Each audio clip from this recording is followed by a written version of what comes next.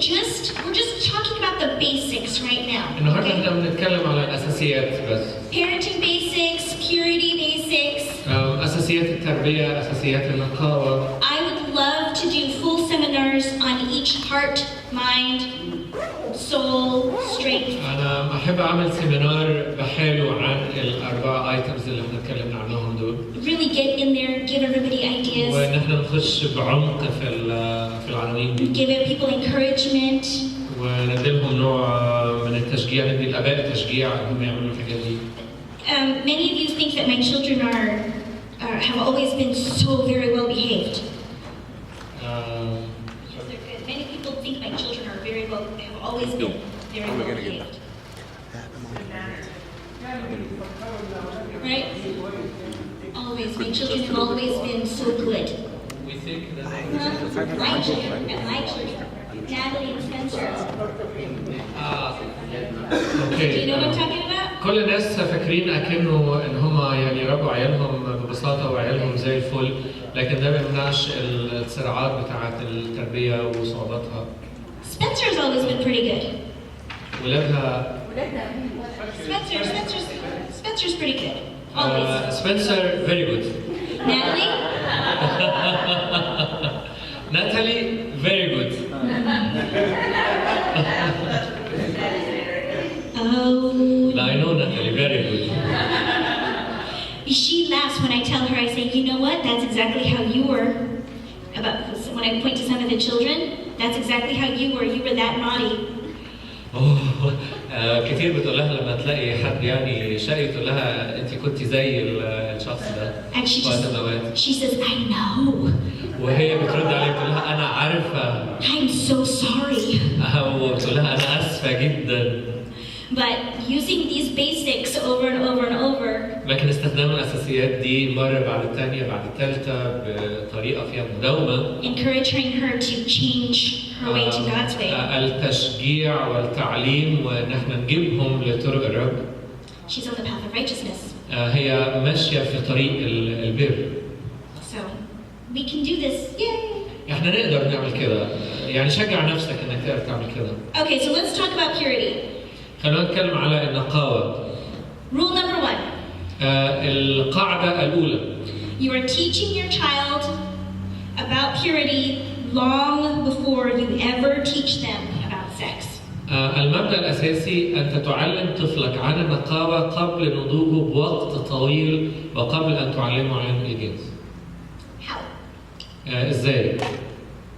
Modeling and setting an example. We do this. We model it, we set the example. نمرة واحد بأنك تبقى قدوة. In many ways. إنك أنت بتحط قدامه نموذج يعني إيه نقاوة. We start by modeling our attitude. بنبتدي بأن احنا بنبقى نموذج في التوجه في الاتجاه بتاعك. What is our attitude about modesty?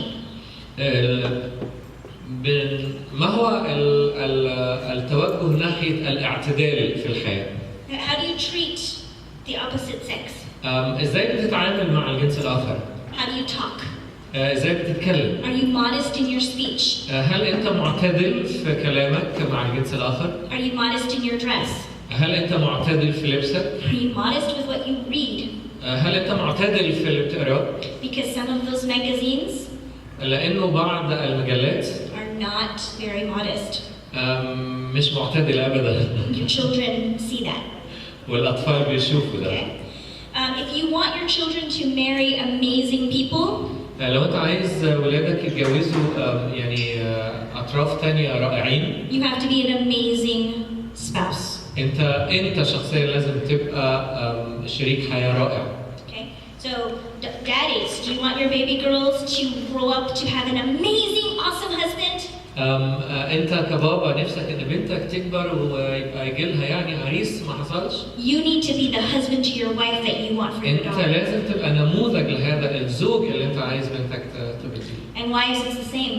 والست كمان كده زوجة كمان. For our sons, لابنك. we have to be the most amazing wives possible. أنت لازم تكوني في صورة الزوجة الرائعة الجمال اللي أنت عايزة ابنك يتجوزها. So they marry the most amazing women. واولادكم كده معناهم انه Okay. ينفع يتجوزوا افضل شركاء حياه.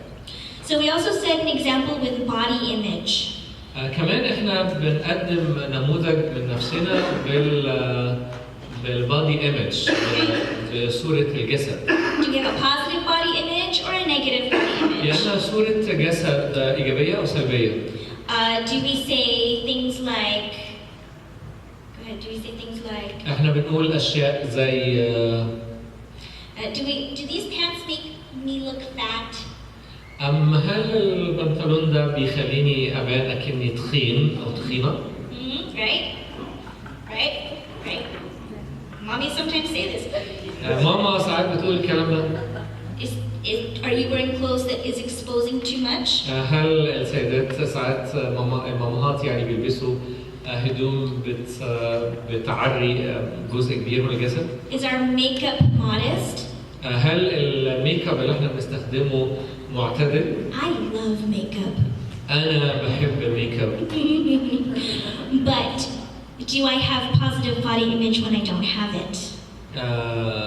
لكن هل أنا عندي صورة جيدة عن نفسي even وأنا ما عنديش ميك اب؟ Do I say I look so ugly without my makeup? ولا أنا بقول إن أنا شكلي وحش قوي من غير الميك اب؟ Negative body image. Right? كده معناها إن أنا عندي صورة سلبية عن نفسي عن جسدي. We want to say, oh, my skin feels so good when I have no makeup on. هل أنا قادر إن أنا أقول الله أنا بشرتي جميلة حتى وأنا مش حاطة ميك اب؟ I feel like I'm glowing. أنا بشعر إني أكني يعني عندي بريق. My skin can breathe. جلدي بيتنفس. Right? Positive body image. عشان كده لازم يكون عندنا رؤية إيجابية عن أجسادنا. So we also set an example with what we allow in our homes. كمان احنا بنقدم نموذج من خلال نفسنا عن اللي بنسمح به في البيت. Okay? What are you watching in front of your children? انت بتتفرج على ايه قدام اطفالك؟ We stopped watching the news when our children were very young. لما عيالنا كانوا صغيرين احنا وقفنا نتفرج على الاطفال على الاخبار. Even though our children weren't watching the news, حتى لو اطفالنا عايزين يتفرجوا على الاخبار. they were still hearing some of what was on the news. Sorry. They were still hearing what was on the news.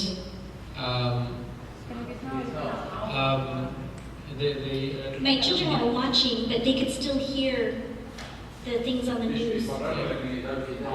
At home. Uh-huh. يعني مش بيخلوهم يتفرجوا على الاخبار في البيت لكن بيسمعوا بيدور. Okay. So purity basics rule number 2. المبدأ الأساسي في النقاوة رقم 2. We have to layer lessons by their age. إن أنت محتاج تختار موضوعات متناسبة مع سنهم. This is very important. دي حاجة مهمة قوي. You're not going to talk to a 2-year-old the same way you talk to a 10-year-old. ما ينفعش تتكلم مع سن 3 سنين أو 4 سنين اللي أنت هتكلمه مع سن 10 سنين. There is a natural progression of sexuality. في تطور طبيعي للأمور الجنسية مع الأولاد. This is by ages, by genders. ده بيعتمد على السن، بيعتمد على ولد ولا بنت. And this is very important. ودي حاجة مهمة قوي. Every child is different. حاجة مهمة لازم تركز في الموضوع ده قوي. كل طفل متميز. Yeah. مختلف. You can be raising 3 daughters. أنت ممكن تكون بتربي 3 بنات. And they're all going to be in a different place in their head. وكل واحدة منهم تبقى في حتة تاني من جهة مخها وذهنها. Okay. All right. This is very important. دي حاجة مهمة قوي. Curiosity is natural. الفضول أمر طبيعي. حد سمعنا؟ This is very hard for parents to accept. دي حاجة بتبقى صعبة قوي على الآباء إن هم يقبلوها. It starts at a very young age. دي الفضول بيبتدي من سن صغير قوي. This is something I want you to write down in your notes. أنا عايزاك تكتب كده في النوتس اللي قدامك. Curiosity الفضول does not mean لا يعني Sexual activity. نشاط جنسي. Arousal. أو استثارة جنسية. Or experimentation. أو تجربة جنسية. Okay. It doesn't mean that. لا يعني ده. You want me to say it again? Okay, here we go. Curiosity الفضول does not mean لا يعني sexual activity, نشاط جنسي arousal, أو استثارة جنسية or experimentation. أو إنه دخول في تجربة فعلية. Okay, we're going to talk a little bit more about curiosity in a second. أنا هتكلم بعد شوية عن الفضول. But one very good generality, a good حاجة generality, is that girls are typically more curious than boys. حاجة مهمة عن الفضول إنه الفتيات البنات أكثر فضول من الأولاد. Children are not dumb. Children are not dumb. They're smart. الولاد مش أغبياء أبدا. They know that women have babies. Little girls know that women have babies. الأطفال بيعرفوا إنه الستات بيبقى عندهم بيبيهات. And the majority of very young girls' curiosity ومعظم الفضول بتاع البنات الصغيرين is because they want to know that they are not going to have a baby when they are 5 years old. حاجة غريبة جدا فضولهم إنه بيتركز على إن هم عايزين يطمنوا إن هم مش هيبقى عندهم بيبي وهم عندهم 5 سنين. Because they're little, they don't know. ببساطة لأن هم ما بيعرفوش. So here, every child is different. كل طفل مختلف. So here's a guideline by ages. هنا بعض التوجيهات المرتبطة بالسن. Ages 0 to 2. من سن 0 ل 2 they're discovering their whole bodies. بيكون عندهم فضول إنهم يكتشفوا كل جسمهم. What can their bodies do? What can they do? إيه جسمي ده وأقدر أعمل بيه إيه؟ Small babies, they look at their hands. الأطفال الصغيرين بيبصوا على إيديهم. They pull on their ears. They grab their feet. بيشدوا ودانهم، بيمسكوا رجليهم. And sometimes they discover what is over here. وفجأة بيحاولوا يكتشفوا what's here. They want to know. إيه اللي بيحصل؟ It is their body. ده جسمهم. They know it has functions. هم عارفين إنه كل حتة في جسمهم ليها وظيفة. They know we cover it up because they're not potty trained. هم بيعرفوا إن إحنا محتاجين نغطي الحاجات دي. They want to know what's going on down there. عايزين يعرفوا ليه. So they will grab themselves. أحيانا بيمسكوا نفسهم. And sometimes when they do that, you think you are going to hurt yourself. لدرجة إنه بنحتاج نقول لهم أنت كده هتأذي نفسك. Because they're pulling on things. You're like, what are you doing? لأن هم بيمسكوا الأشياء علشان يكتشفوا ويعرفوا. This is not a sexual act. اللي بيحصل ده مش فعل جنسي. They're just trying to figure out what's going on down there. لكن هو عايز يعرف، عنده فضول عايز يعرف. This is normal. ده طبيعي. One time when I was babysitting small children, لما كنت بقرأ أطفال صغيرين. they were right around the age of 2. كانوا سنتين. I had almost all boys. معظمهم كانوا أولاد. 4 of them. 4. Under the age of 2. تحت سن 2. 2 and under. And I had a parent, a friend of mine who had a little girl. وكان عندي آباء عندهم بنت صغيرة. And she needed a babysitter at the last minute. وعايزة جليسة أطفال في آخر لحظة. So I had this extra girl all of a sudden in the house. وبعدين أنا اضطريت آخد البنت الزيادة دي. So I was changing her diaper. وكنت بغير الدايبر بتاعها. And one of the little boys noticed things were different. وبعدين ولد من الولاد الصغيرين اكتشف إنه في حاجة مختلفة في البنت عنه. And he had a pacifier in his mouth. Sorry. A pacifier. كان معاه تتينا في بقه. Okay. And he did this to my arm. وهو عمل كده زقها علشان يبص ويشوف. And he's looking at this little girl. وكان بيبص على البنت الصغيرة دي مستغرب. And I said, she's a girl. وهي قالت له دي بنت. She does not have a penis. وهي ما عندهاش عضو ذكري. She has a vagina. هي عندها فاجينا. And he looks at me like this. وهو بص لها جامد قوي كده. And I said, I'm a girl. وقالت له أنا بنت. And he did this. وهو بص كده مش عاجبه يعني. And then he had to check himself. وبعدين حاول يتأكد من نفسه قدامها. There were 3 or 4 times during the day. وثلاث 4 مرات من خلال اليوم. واو. Or he would just double check, make sure he was still okay. مرتين 3 في وسط النهار بيتأكد إن هو he is okay. So when his mother came to get him, ولما مامته جت عشان تاخده. I'm telling her this story. أنا حكيت لها القصة دي. And she says, Xavier, come here. قالت لها تعالي. She says, I'm a girl. وقالت له أنا بنت. And he looked at her like this. وهو كان برضه مش عاجبه يعني مش مبسوط. Children are curious. الأطفال فضوليين. This is natural. Anybody has the questions? It's a funny story.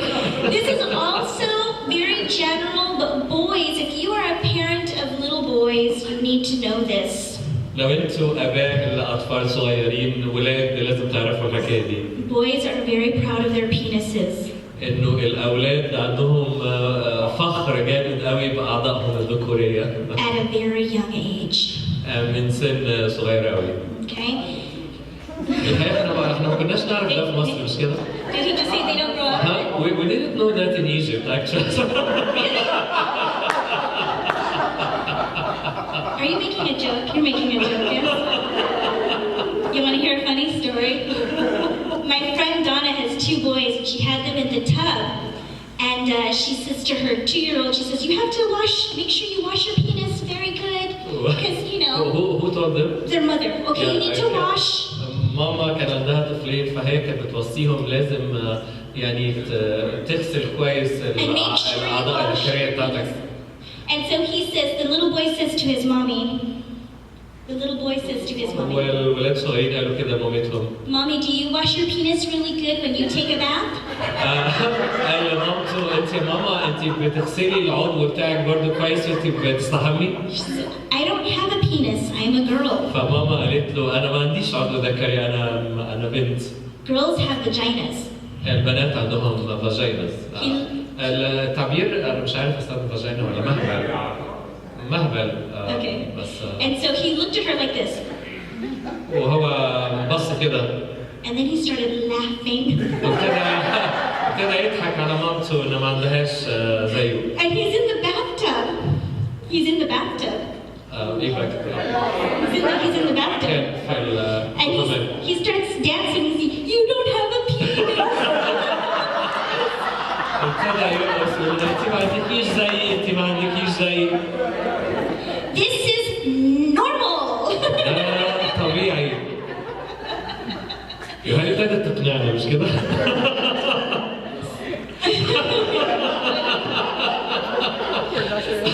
ابتدت تقنعني انه مع الولاد ده طبيعي صح؟ الحقيقة ابتدت تقنعني في امريكا ابتدت تقنعني. So that's Arabic talk. Yes, I heard that Arabic talk. So parents, make sure you use the correct language for all the parts of the body. Okay? الآباء لازم تتأكد إن أنت بتستخدم التعبيرات المضبوطة لكل أجزاء الجسم. Okay? Let's give them good positive body image. اديلهم كمان صورة إيجابية عن جسمهم. Ages 3 to 5, curiosity heightens. It happens a little bit more at this age. من سن 3 ل 5 سوري ده اللي بعديها طلعت. الهايجين ولا الفضول؟ I don't know what it is. Curiosity. More curiosity. Yeah, okay. Sorry, yeah. So they're discovering what their body does. بيكتشفوا ايه اللي بيحصل في جسمهم. But it's a little bit more in depth. لكن بشكل أعمق شوية من السن اللي قبل كده. This is the age where they're going to start. I have a funny story, but I'm going to skip it because I'll tell it later. They're going to ask questions about their body, so you have to answer them honestly and age appropriately. من سن 3 ل 5 فضولهم بيبقى أعمق شوية وبيسألوا أسئلة ليها علاقة بأعضاء جسدهم. فأنت لازم برضو تستمر تجاوبهم بأمانة وهي هتقول انك ممكن تطلب مشورة لو انت عايز. This is when they're going to start asking simple questions about where do babies come from. وبيبتدوا يسألوا أسئلة زي هو البيبيهات بيجوا منين؟ Now, the answer that you're going to give a child who is 4 years old who is asking this question الطفل اللي عنده 4 سنين اللي بيسأل السؤال ده is going to be different than a 10-year-old. الإجابة اللي بنديها له مختلفة عن الإجابة اللي بنديها لطفل عنده 10 سنين. Okay, my niece Claire wanted to know how do babies come out. her niece كلير كانت عايزة تعرف إزاي البيبي بيخرج. She was 5 years old. كانت 5 سنين. Okay, how do they come out? So إزاي بيخرجوا؟ she wasn't my child. She wasn't my child. ما كانتش ما كانش ابنها. So I wasn't sure how I could explain it to her where her parents would think it was acceptable. وهي كانت قلقانة هل ينفع تشرح لها بطريقتها طريقة أونا ولا يمكن أبائها ما يوافقوش على كده. If it had been my daughter, لو كانت بنتها I probably would have done a little bit better explanation. كنت أنا جاوبت إجابة من وجهة نظري أحسن. So the explanation I gave her was this. الإجابة اللي أنا قلتها لها كانت كالآتي. I said, Claire, well, babies come out of a special place. البيبي بيجي من مكان خاص. And she said, I have a special place. فهي قالت أنا عندي المكان الخاص. It's in my room. ده في أوضتي. So I said, no, sweetie, all girls have a special place on their body. فقالت لها لا يا حبيبتي كل البنات عندهم مكان خاص جوه جسمهم. And that's where the babies come out of. وده المكان اللي الأطفال بيجوا منه. It gets bigger so the babies can come out. وبيبقى أكبر علشان الأطفال ينفع يخرجوا. That's a 5-year-old answer. دي إجابة للطفلة 5 سنين. Okay. So we want to make sure that it's age appropriate. This answer doesn't create more curiosity in everyone's child. always worried about that. أنا بسألها لما ده ما يثيرش فضول أكتر عندها. If a child keeps asking questions, لو الطفل استمر يسأل أسئلة they were not satisfied with the answer. ده معناها إن هو مش مكتفي بالإجابة. But they know that if they ask one question, لكن بيبقوا عارفين لو سأل سؤال تاني if they have more questions, لو عنده مزيد من الأسئلة they'll come back. هيجي تاني. Okay, so just little bits at the time. فبتقدم حاجات صغيرة كل مرة فهو لو اكتفى بيسكت لو عنده أسئلة تاني هيجي لك. Get help answering these questions. لو احتجت اطلب مساعدة. Okay, you can call me, you can text me. You can call Una, okay? You can text me. How do you answer a 4-year-old child when they ask you about circumcision? تجاوب ابنك ازاي وهو بيسأل على الطهارة؟ I would have used the word vagina. I would have said. You will be using vagina. Word vagina. Yes. Yes, the vagina. God makes it so that our special place in our bodies, our vagina, can open up and the baby comes out. هتقول لها انه الماما عندها فاجينا والبيبي بيجي من خلال الفاجينا. The more relaxed you are, كل ما انت بتبقى مسترخي وهادي وانت بتجاوب الاسئله دي the more matter of fact you are, ده معناها ان انت مؤثر. the less a big deal it is. والموضوع مش موضوع كبير يعني. Yeah, this is how it works. هو الموضوع بيشتغل كده. Yeah. Okay. All right. So sometimes children of this age explore each other. احيانا السن ده بيحصل حاجه ان الاطفال بيبقوا عايزين يكتشفوا بعض. Okay, this is especially true if the child doesn't have siblings of the opposite sex. لو والحكايه دي بتبقى قويه قوي لو الطفل ما عندوش اخوات من الجنس الاخر. Okay, so if you just have girls, they're gonna want to see what boys have. لو البيت بس بنات بيبقى البنت عايزه تعرف الولاد عندهم ايه والعكس طبعا. And if you have boys, they want to see what girls have. ولو عندك ولاد بس بيبقوا عايزين يعرفوا البنات دول شكلهم ايه. Okay, so this is a teachable moment. دي لحظة تعليم. Okay? We have to teach our children about privacy. بنحتاج نعلم عيالنا عن الخصوصية. Okay? Because they're gonna look. It's going to happen. لكن يعني هيجي وقت ان هو هيبص. You have a more than a 50% chance of it happening. 50% ده بيحصل. Don't panic. ما تتخضش، ما تترعبش. Don't freak out. Don't freak out. It's gonna be okay. هيبقى كويس. Remember, curiosity الفضول is not sexual activity. It's not sexual arousal. It's not sexual experimentation. ذكر نفسك دايما ان الفضول مش نشاط جنسي، مش استثارة جنسية، مش فعل جنسي. Okay, we gotta remember that. But this is really where we have to explain to our children that this is not for you to be showing other people. بنحتاج نعلم ولادنا انه المنطقة دي مش علشان خاطر توريها لحد تاني. This is private. دي حاجة خصوصية ليك. Okay? You only ask people to help you if you need help cleaning up. دي حاجة بس ممكن تسأل لو أنت محتاج نظافة أو حاجة. To ask her mother or his dad or her mother, Yes. right? Only a parent or a grandparent who is taking care of you for cleaning, right? For cleanliness. فبيعرف إنه دي حاجة خاصة لازم يسأل بابا أو ماما بس بخصوصها لو كان عايز نظافة أو لو كان عايز أي حاجة. And the doctor will check to make sure you're growing. والدكتور كمان ممكن يبقى هو اللي بيتشيك علشان يعرف في أي حاجة مظبوطة أو لا. But this is private.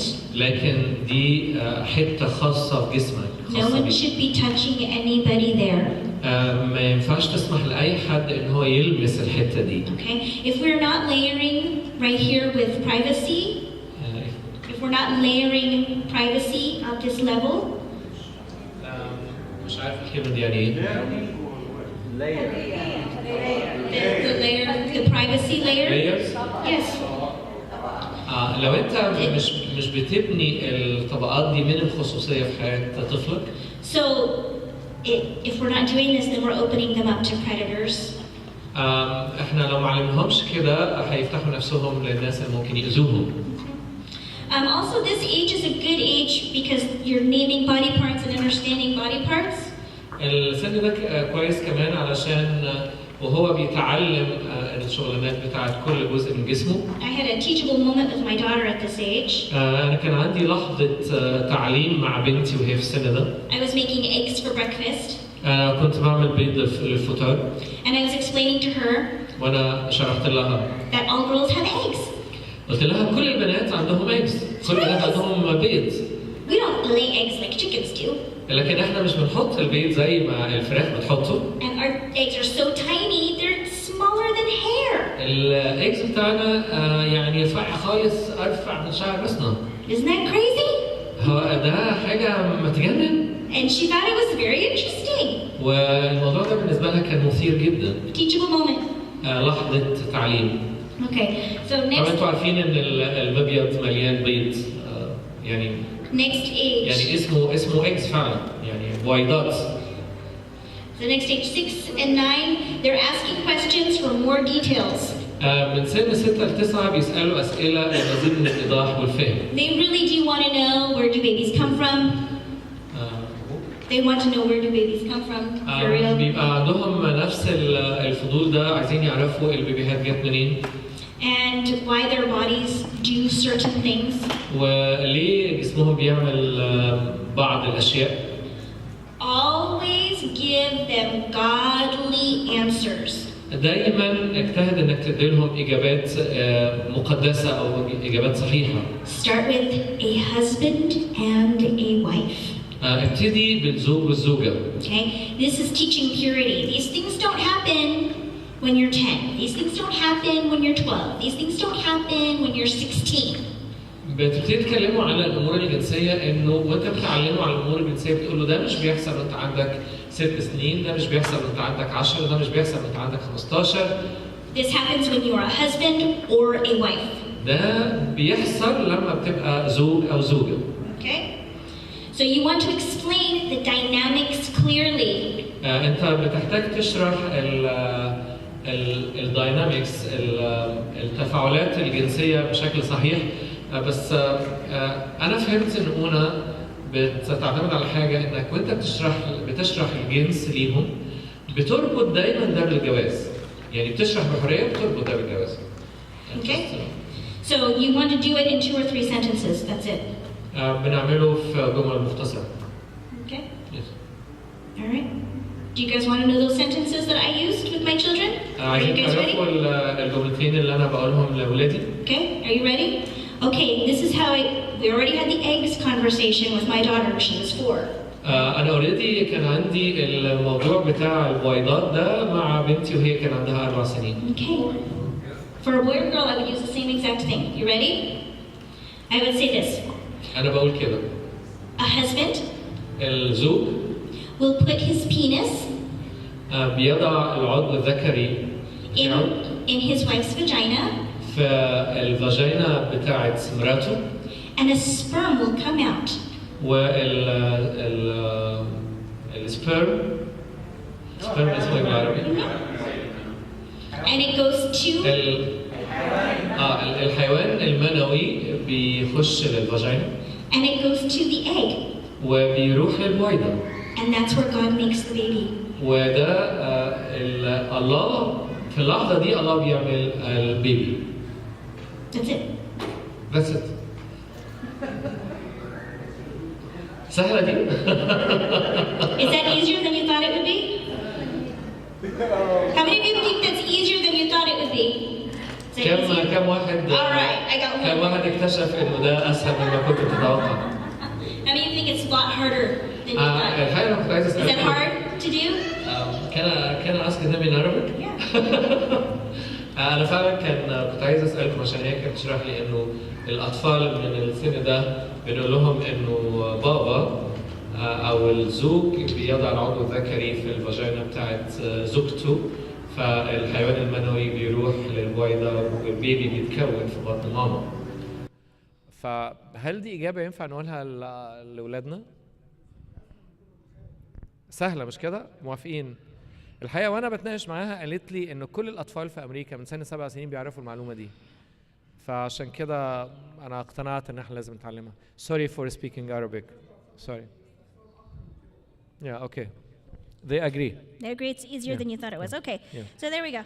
So if your child is not asking questions, you need to start asking them. You need to start asking them pointed questions. لو ولادك مش بيسألوا أسئلة أنت لازم تبتدي تسألهم. Ask them, have you ever wondered about babies? أنت بتسألهم أنت عمرك ما اندهشت بخصوص موضوع الأطفال ده؟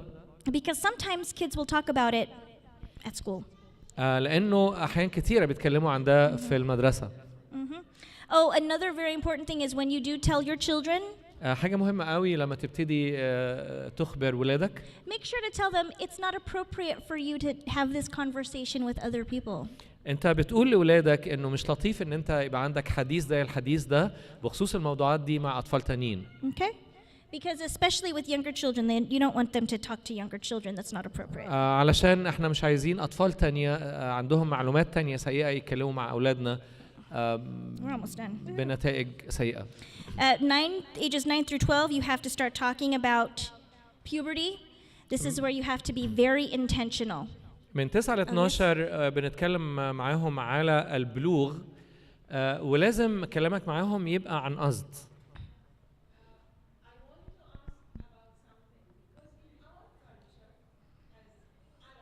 Yes.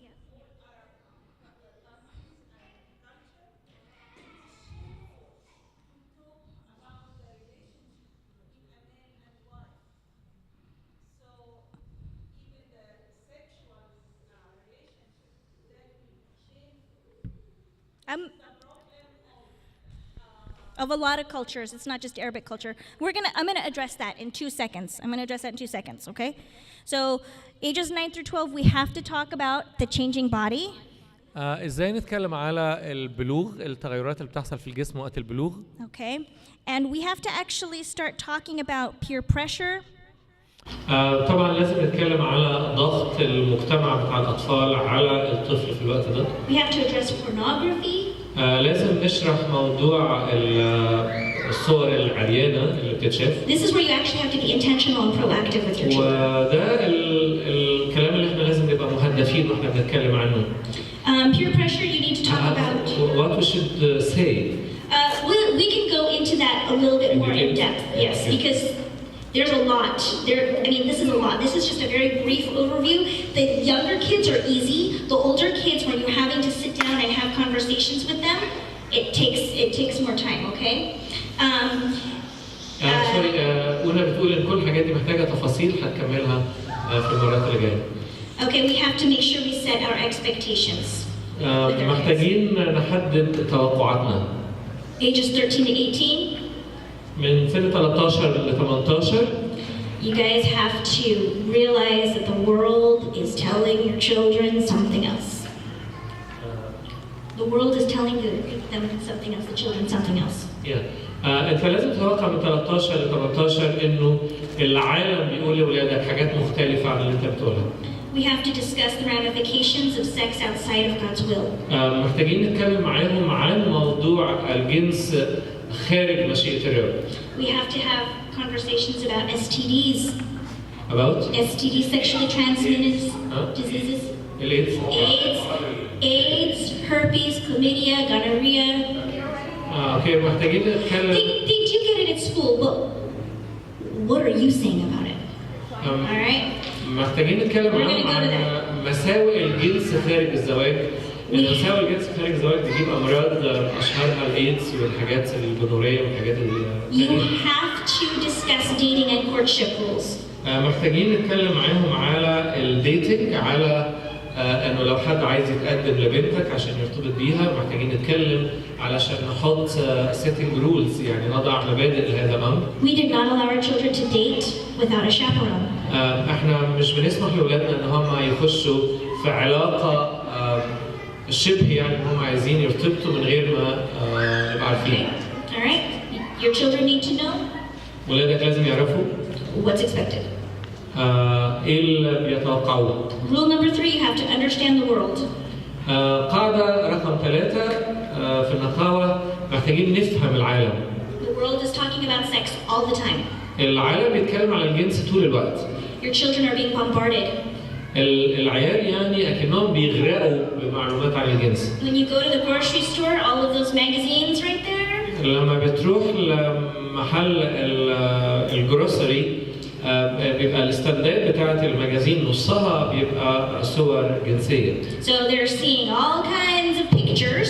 هما بيشوفوا كل صور أنواع الصور. And they're reading all different kinds of words. وبيقروا كلمات وجمل كثيرة جدا. We are also looking at commercials on the television. كمان بنتكلم على الإعلانات اللي في التلفزيون. And they're hearing about it at school. ونسمع عنها في المدرسة.